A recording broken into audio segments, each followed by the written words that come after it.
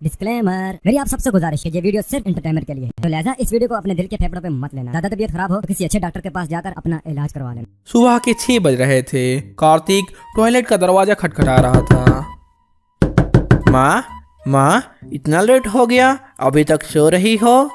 कार्तिक की आवाज सुनकर नायरा वहाँ आती है। वह गुस्से से बोलती है, अरे वो बुढ़िया, कितना देर से सो रही है? तुझे पता नहीं सुबह सबको टॉयलेट जाना होता है? सुहासनी टॉयलेट से बाहर आती है। नायरा सुहासनी से घर का सारा काम कराती थी। वह उससे बर्तन धोने को कहती है। बेचारी सुहासनी को उसका बात मानना ही पड़ता है, नहीं तो खाना नहीं मिलेगा।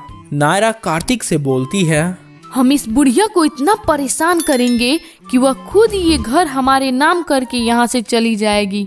अगले दिन सुबह वे दोनों सुहासनी से कहते हैं, ये घर हमारे नाम कर दीजिए, तभी हम आपको चैन से जीने देंगे, नहीं तो ऐसे ही टॉयलेट में पड़े रहिए। सुहासनी कहती है, इस घर के अलावा अब मेरे पास कुछ नहीं है, इसे मैं तुम्हारे नाम कभी नहीं करूँगी। कार्तिक कहता है, ठीक है बुढ़िया, तब तू ऐसे ही मरती रह। नायरा चलो, हमें बाहर घूमने जाना है, तैयार हो जाओ। बेचारी सुहासनी अपना घर परिवार रहते हुए भी टॉयलेट में सोती और जिल्लत की जिंदगी जीती, लेकिन वह किसी से ये बातें कह भी नहीं सकती, क्योंकि अपने बेटे को दुख में देखकर उसे भी अच्छा नहीं लगता। देखिए माँ की ममता कैसी होती है।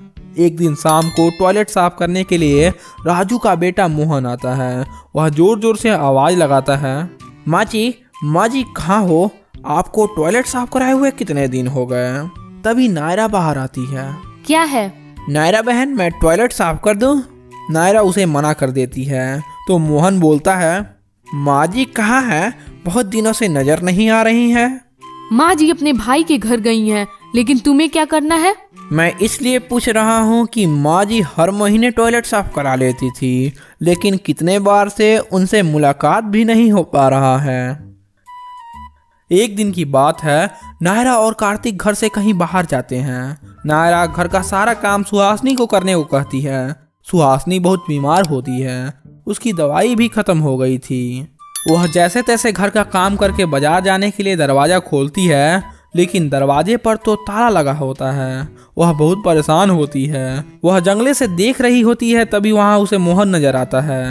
ये तो टॉयलेट साफ करने वाला लड़का मोहन है। वह मोहन को आवाज लगाती है, अरे मोहन बेटा, मोहन।